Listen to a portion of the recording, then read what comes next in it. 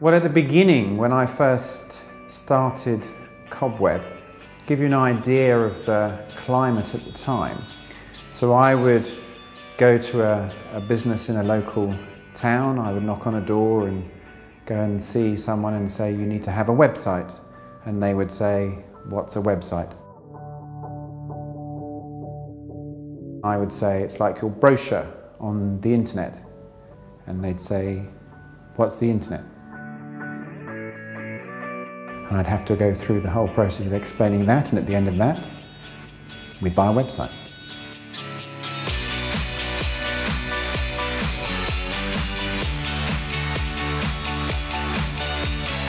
The story that I remember is about getting into the internet for the first time. We needed to supply services and become an internet service provider. And the way we did it was we built a wall of modems. In my office, if I remember correctly, literally hundreds of modems, all connected in a mass spaghetti of wiring. And that started to have customers and grew, eventually into professional level equipment when we launched our first free internet service, Freenet. I would say probably looking back for when we had the joint venture with Telewest, that really was the start of Cobweb growing up and the start of us really growing as a business and developing in what we are today. And that's when about the time I first joined Cobweb, so that's why it's quite special to me. A special moment for me is when we actually launched our Parallels integrated billing platform.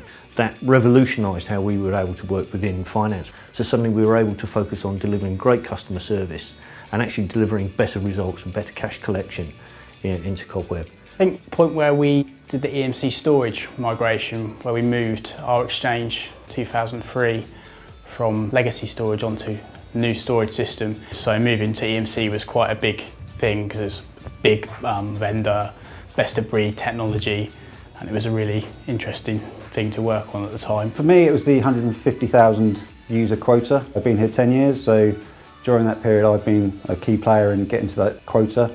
So I'd look back on that with pride that I was involved with that. The best moment from the timeline for me has been the TfL renewal.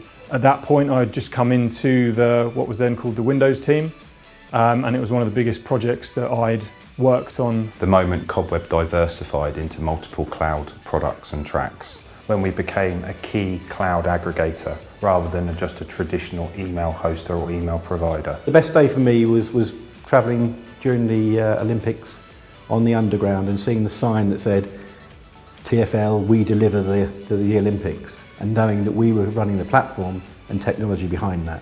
Very proud moment. I think a special moment for me is the launch of our apprenticeship programme. I'm really proud to see so many people that we've taken on and have careers now in IT with Cobweb. Becoming a Microsoft indirect provider for me I think is the most significant.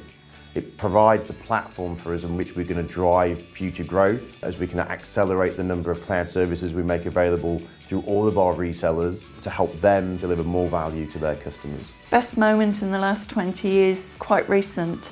It's the development of the Fusion team within Cobweb. For me, it's about Cobweb and Fusion launching their Azure services. So we are now up there with Microsoft, embracing the Azure cloud and helping develop solutions for all these other companies out there. For many years we've been describing a world with the ability to resell the Microsoft cloud, and eventually that came to fruition at December last year.